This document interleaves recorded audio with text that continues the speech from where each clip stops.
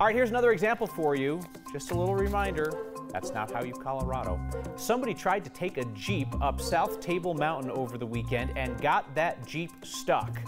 Yeah, you're not allowed to drive motor vehicles in open space in Jefferson County, so that driver is facing 3 violations, and park rangers are happy to point this out as a warning to anybody thinking about doing the same. So what happens to the Jeep? Our Katie Eastman hiked up South Table Mountain. Finally, the sun is out, the birds are chirping, and we can enjoy these Colorado views without all the layers. But the difference between me and another guy this weekend is I had to work for these views.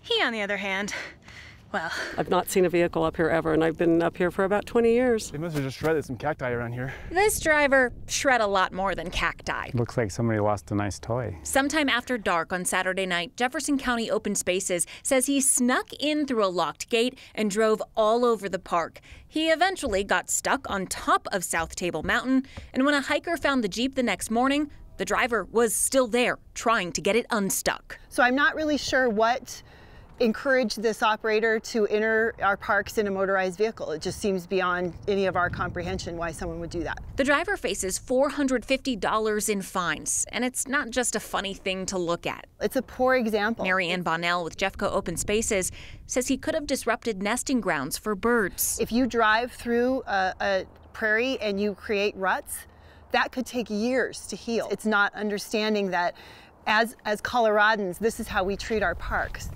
We treat them like this, or this, but definitely not like this, because we want our parks to stick around. Oh, for these young guys, when they grow up, they need to still have this kind of freedom to get away from the city and fresh air and get out and enjoy the outdoors, which is what I like about Colorado.